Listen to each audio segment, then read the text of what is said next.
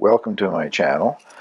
This is an indication of some of the things that I cover on a regular basis in my videos. If you haven't already subscribed, please feel free to do so, and don't forget to click the little bell so that you'll get notified of future videos. Please feel free to share my videos on your social media, and I hope you enjoy the video which follows.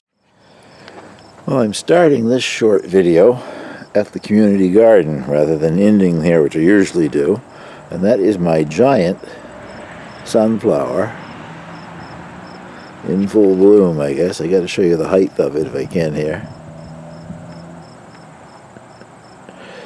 I don't know what that would be.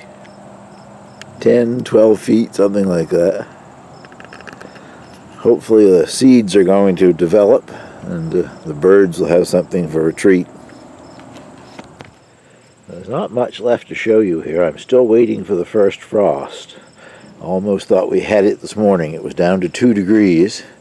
But I guess if there's quite a bit of wind, the frost doesn't really settle. Didn't see any frost at my place anyway, and I don't see where there's any frost damage up here. But I'm waiting for a couple of frosts so I can harvest these gigantic turnips, or rutabagas, whatever you want to call them. I've got 3 left that are about that size, and then some other ones that are more reasonable, smaller. But I'll give you a little overview of the garden here, but there isn't much left in my bed to show. Lots of chilies on the Aztec rainbow chili plant. I'm not going to get a chance for very many of them to ripen. There's one down in there that I'll pick and take home. There's one over there, I guess, that have at least started to ripen. Sort of orange. I think they're bright red when they're fully ripened, but the frost will do a number on them pretty soon. This is one of the straw bale gardens, and the owner of it, has covered it with plastic, making it into a small greenhouse. Good idea this time of year. It's got a lot of peppers in there. They're a sweet variety of pepper, but they're long and slender, quite red. A lot of them are ripening up nicely, but that should keep the frost off them for a few nights. Hopefully you can see that patch of gravel or whatever down there in the corner. That's being prepared for the greenhouse. And I see up at the gate where I come in, there's a pile of concrete patio stones that they're going to use, I presume, for the floor in the greenhouse. So they plan to get that up before the really cold weather and the snow arrives, I guess. It's in the shade right now, and this is, what is this? This is 4:15 on October 3rd. In the summertime, it wouldn't be in the shade. The sun is already lowering in the sky, so in the summertime, it would be in full sun most of the day. Aren't they pretty? Somebody planted nasturtiums. What else do I see there? Some small violas, pansies, and marigolds at the base of their straw garden. They're still doing very well. Not for much longer. I'm sure we'll have frost pretty soon now. And some morning glories that are still looking very nice. I haven't grown them in a number of years. I love the things. They're so pretty. And come in so many different colors and patterns too. Nice containers of fall mums have been added next to the benches. And that concludes a little update from here. And now I'll go down and see if I can find a few things to show you in my own garden. I thought I'd add a couple of clips of the bantams. I'll do a more detailed video on them later on, a week or 2 time. The 2 young ladies standing in the doorway there, those are a couple of the light brown leghorns. There's the 3rd one, I guess. They are really quite different. The white silkies that you see there are still sleeping in the corner of the coop on the floor. They're scared of the other hens who won't go up in the roost. The day that these 3 arrived, the very first night I went out and checked, and they had their own roost. All my other little black ones, the barnyard bantams, they're all together on the very top roost, and there are 2 more roosts down below. These guys were on the bottom roost the very first night. Take any guff off anybody. Just decided, you don't like us being up here? Too bad. This is where we're going to be.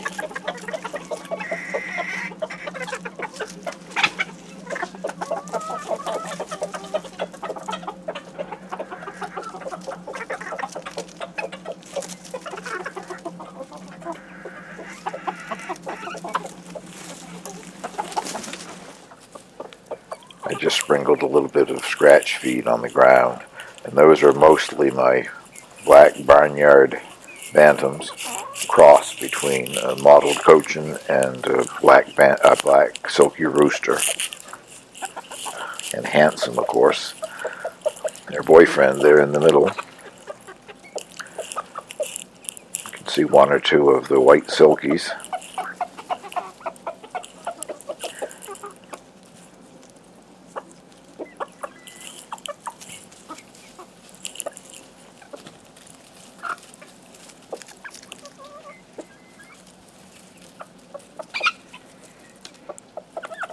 Walking in the background there, the little one, that's one of the old English game birds.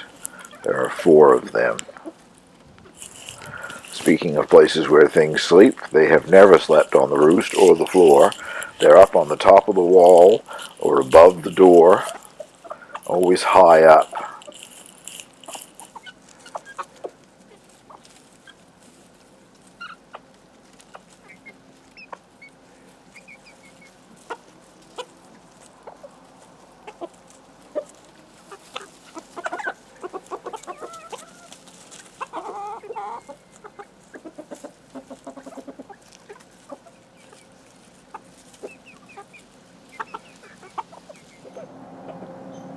One last chicken clip for this video anyway. That's the one that sort of takes after the black silky. Her grandfather is a black silky rooster. She has more black silky characteristics than any of the other little black birds.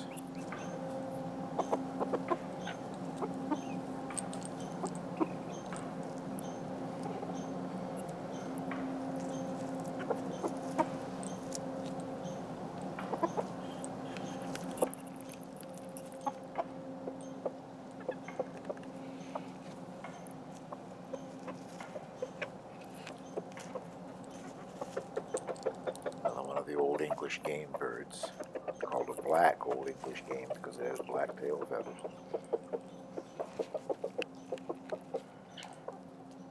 And there's their guardian angel. Here are her chickens.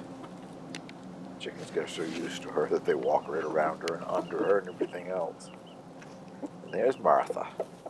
Dear old Martha, the silver sea bright. She's about 8.5 years old now.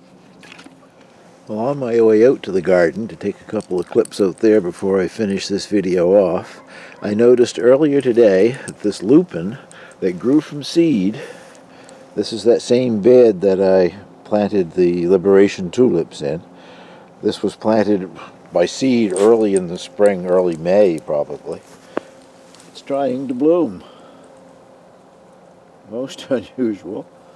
Lupins usually bloom early summer and rarely ever bloom if grown from seed in the first year.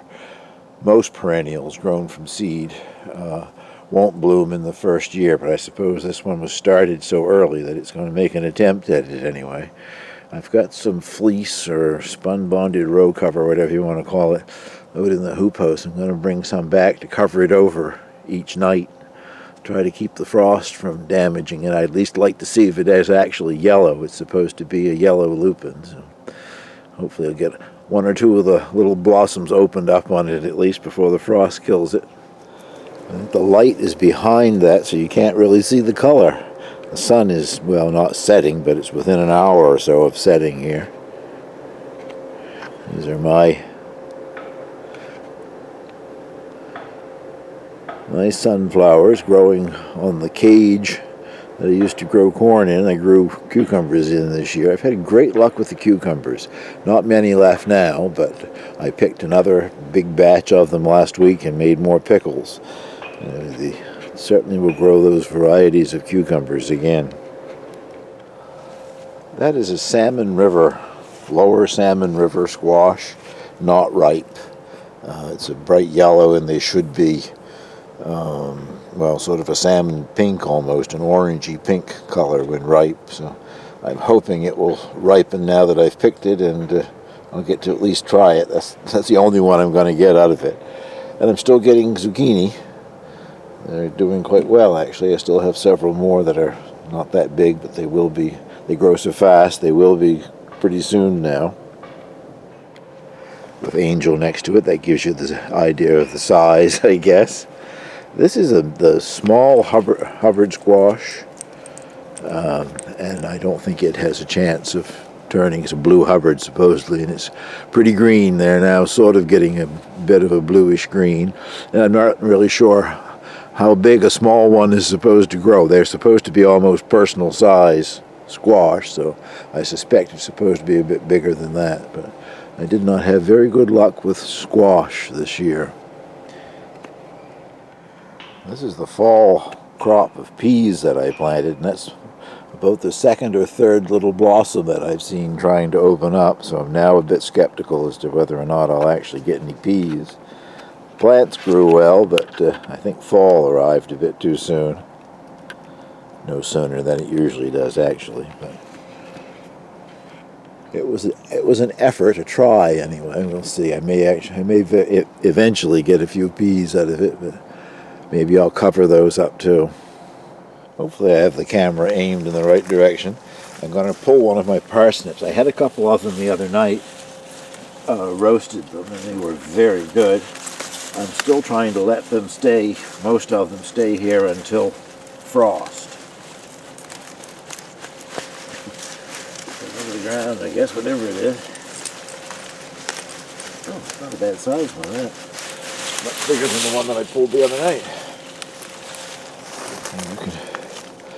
Very long, but of course I don't use this part down here, so what difference it makes I don't know, but it's got a nice fat top on it too. I hope there's more of them just like that in there. I have been looking at ways to keep them from spoiling. When I pick parsnips, they turn very soft and wilt very quickly, and Vesey Seeds Company is selling, it's basically just a wire cage that looks like a canvas liner, and they're saying to put either damp sand or wood shavings in it and put your parsnips in, or carrots, either one, in layers and keep them covered with damp wood shavings is what I will do. And it was fairly expensive, like $40 or something. I'm not going to do that. I'll use a pasteboard box or something else that I find around, but that's what I'm going to try this year anyway, is keeping them in moist wood shavings and see if I can keep them longer. You can leave them right in the ground and pull them in the spring even, so I may leave some in the ground and see how that works out as well. Now this was in the seed that Southpaw Davy sent me. I think you got them from Woody, and it was supposed to be spaghetti squash. I have 4 plants here, and one of the plants has produced what I would call spaghetti squash. I'll show you that in a minute. But this, get a hand in there to give you an idea. I think it's some sort of a pumpkin, or a cross between a spaghetti squash and a pumpkin. This one hasn't turned color yet. I'll show you one that's turning color. I have another one that's a little longer and not as big around as this one. It's starting to turn color. If they're pumpkins, that's okay. My dog, Angel, gets a couple of tablespoons of pumpkin twice a day with her meal, and loves it. So I will cook them, and Angel will eat them if they are pumpkins. Now, this is the one that, to me, looks closer to what a spaghetti squash is supposed to look like. Although it is more yellow. Any grown I've grown in the past were more a beige color. But I think that's going to end up being a spaghetti squash. And this is one of the things that I think is more pumpkin-like, but it's a smaller one, and there's a small green one behind it. There's a number of the small green ones that I don't think have a chance of ripening, because any day now we're going to get that real killing frost. Well, that's a hazelnut that you're looking at there, and I've been just looking over my trees. I've got 3, one quite large and 2 that are smaller. More like large shrubs than trees. They're multi-stemmed. And I think there's a lot less hazelnuts than there was the last time I looked. I hope I'm wrong and they're just hidden by the foliage. Hazels are not common in the area. I wouldn't be surprised if my hazel trees are the only ones here on the island. But I'm wondering if the little red squirrels haven't figured out that they're quite delicious. I know I saw more than that earlier on. Can't really tell until the leaves start to fall off, and once the leaves start to drop you can see them, and then I pick them. But I hope the squirrels haven't beat me to my hazel crop. I'll look at a couple of things here in the hoopos and then I'll close this video down. I believe that is the Halvor yellow tomato, the one that was hybridized by Halvor in Norway. Just starting to ripen some of those up now. They've been slower than the other varieties for some reason.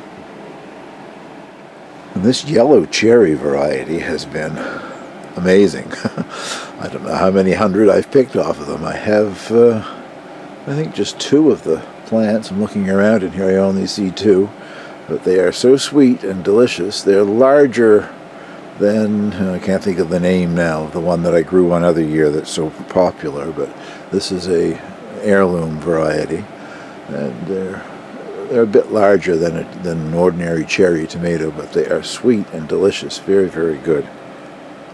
The beets that I planted in clusters, I'd never done that before, 4 or 5 beets in each grouping, have been doing very well. I've been just taking the larger ones out of each cluster. I'm having some with dinner this evening, actually, but I'll pull that one and show you.